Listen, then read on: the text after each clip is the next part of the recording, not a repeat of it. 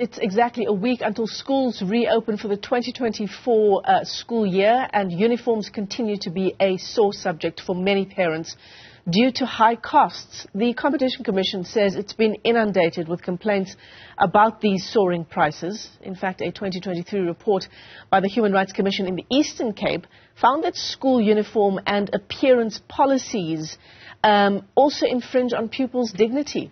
The Commission's Eastern Cape manager, Dr. Eileen joins us this morning to unpack the story. We're also joined by Dr. Johanna Reidy, who is a lecturer in the Department of Public Health at the University of Otago.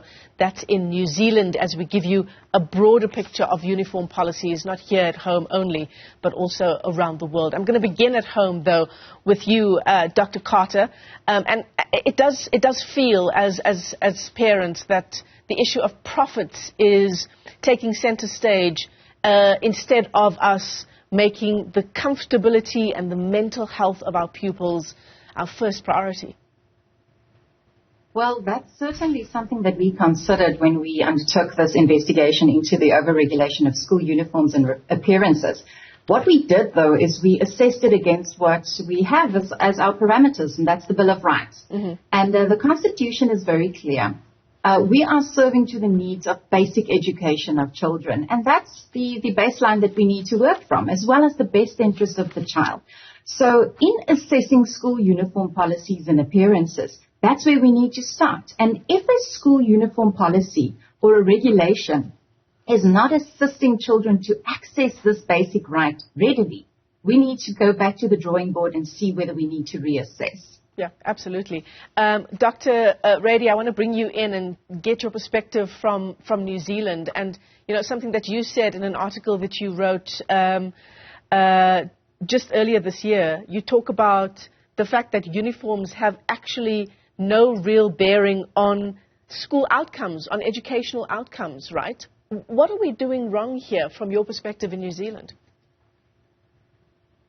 Well, I think in New Zealand we are getting a little bit too caught up in the uniforms themselves and forgetting the purpose for which they were instituted. And in New Zealand that was to remove the worst of outward differences between students so they wouldn't feel ashamed to turn up in class when education became compulsory 150 or so years ago. Mm-hmm. So I think in New Zealand sometimes we forget that uniforms are a vehicle to get students learning. They're not the end point. And like Dr. Carter said, when you get a uniform that is keeping students out of school, it's too expensive, it doesn't protect their mental health, it doesn't help them be physically active during the day, then it might be worth going back to the drawing board. And the South African situation is very similar in New Zealand and also very similar globally. Yeah, I think the issue around pupils' mental health is such an important issue, Dr. Reidy, and this is something that we are facing here in our country as well. Going back to school, not being able to afford the uniform as stipulated by school guidelines, what that does to a young pupil's mental well-being going back to class. Absolutely, and beyond the pupil, it's to do with their family. And we need to think about why they've got education in the first place.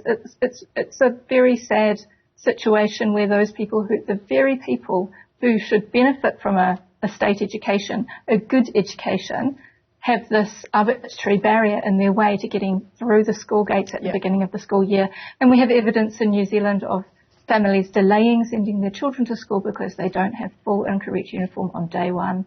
Wow. And in a country like New Zealand, that's outrageous.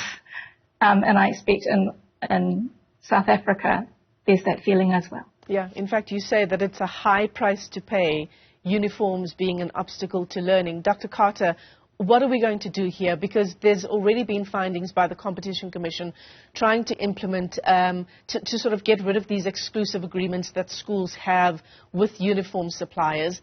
It doesn't seem to be working. Well, Michelle, I think that's what we need to assess. We've been asking, and the Competition Commission, our sister commission, has been in this game for a long time, encouraging schools to come to the table and make sure whether things like blazers in 42-degree heat is in fact required and needed to promote the right to access basic education. Yeah. So that has been, trying to get schools to sign pledges and come on board. What the Human Rights Commission has gone to say in our findings is that the department needs to now go back and do an assessment on whether they can issue binding directives to put a cap on school uniform costs. We are asking the department to also look at the practicality of certain of these items. Whether I keep on referring to the school blazer, it's just a very easy example. Whether things like a school blazer is in fact required. And like Dr. Reidy has indicated, a lot of the purposes behind, the initial purposes behind the school uniforms may not be relevant anymore. And in South Africa, surely the Human Rights Commission found that there is absolutely a place for school uniforms to make sure that we don't differentiate between the haves and the have-nots, that children can go to school and not be compared to the Dlaminis and the Joneses, etc., with the newest fashion. But then we need to make sure that these uniforms are in fact affordable. Yeah. And that is what the Human Rights Commission has now done. And we have requested that the department come back with a report to us in April to do that baseline assessment and see whether that is in fact possible. Yeah. 650 Rand, a new school blazer. Just some research we did in preparation for this interview. That's around 55 New Zealand dollars for your purposes, Dr. Reidy. I mean, that's incredibly prohibitive at the start of a school year when we take into account that people have been paid in December, and January is an incredibly long month as we kick off a new year. Dr. Reidy? Absolutely, and I think we Southern Hemisphere countries have the double whammy of Christmas, school holidays, long school holidays, and then the start of the school year. So, yeah, some people say that a school uniform is an investment, and it is. It's great. I'm sure that you would spend far less over the student's career on a school uniform than you would on ordinary clothes. However, it's the upfront cost and the context of the expenditure of how much you're spending at the beginning of the year in terms of the pay cycles. That is really incredibly distressing and a big barrier to many families. Yeah, garments that are meant to sort of level the playing field for our pupils, right? So that they go to school, they go to class, and they focus on their education. Dr. Carter, there are other issues at play here as well, right? Uniforms and the fact that in many instances, I think some schools are coming to the party, but in many instances, uniforms are also incredibly binary. There's a uniform for boys and there's a uniform for girls. What does your report say about that? We've been very clear from the outset, even in our investigations that we receive as provinces on a case-by-case basis, that this differentiation is unnecessary and that it does discriminate based on gender and based on sexual orientation or identity. So the Commission is very clear in its recommendation that there has to be non-binary and gender-neutral options for all students. We always make the analogy to say that boy children wearing trousers can do mathematics, so why wouldn't girl children be able to do the same? Yeah, it's absurd. So it is absolutely, and I think the time is really for us to just make way for a little bit of progression in this regard, and we are positive that this year might be it. The Commission will also be tabling this report before Parliament so that we can discuss this with the relevant portfolio committees, because we certainly need to move beyond this. And you would also note from the report, Dr. Reidy, that in certain instances we also prescribe the color of school underwear for girl children, which is quite it's concerning. Yeah.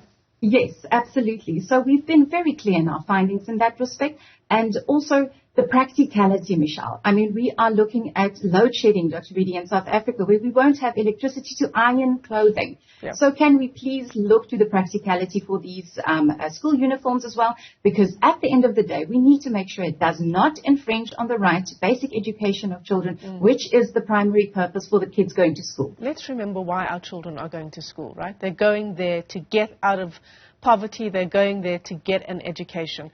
Dr. Reidy, your final comment, especially on this issue around non-binary and gender-neutral options insofar as uniforms are concerned. How's New Zealand addressing that? I think we're moving more and more towards that, and that's a cost issue. And the simpler the uniform, the more straightforward it is, the easier it is to administer. You don't have teachers wasting their time correcting students' underwear choices. They get to focus on those things that do make a difference to education. For example, the rapport between student and teacher, the climate in the classroom. Energy is directed towards the elements that make a difference to education and learning. Absolutely. So we are definitely moving towards more simple, Dr. Carter, straightforward outfits. Yeah, sorry for interrupting you there. Dr. Carter, I just want to wrap up our interview this morning. It seems from our discussions from the vantage point of us here in South Africa and New Zealand as well, is that really it's an appeal to schools to use common sense, to go back to basics, to remember why we are sending our children to the classroom, to think about the socio-economic conditions that many, many of our children are coming from. If there's a parent watching this interview this morning and they are faced with these kinds of challenges with a school that their children are attending, I mean, we wouldn't want children to not go to school, right, because they can't afford a blazer at the start of the new school year. What's your advice? What are the avenues that we can take? I think when it comes to the procurement issues, the Competition Commission has been very active and complaints can be referred to the Competition Commission. But surely we have offices in all our provinces. We encourage the parents to also contact us, where we will then be engaging with the departments of education in those relevant provinces. For us, the global concept of best interest of the child is always the most important consideration that will be applicable in New Zealand, that will be applicable everywhere. Yeah. So that's basically the principle and baseline we're working from. Let me thank both of you for this very, very important discussion. Dr. Eileen Carter is with the South African Human Rights Commission in the Eastern Cape, and Dr. Johanna Reidy is a lecturer in the Department of Public Health. She joins us from New Zealand this morning. Incredibly important issue. If you are a parent struggling with these issues with the school that your children are attending, get in touch with the Competition Commission or with the South African Human Rights Commission as well.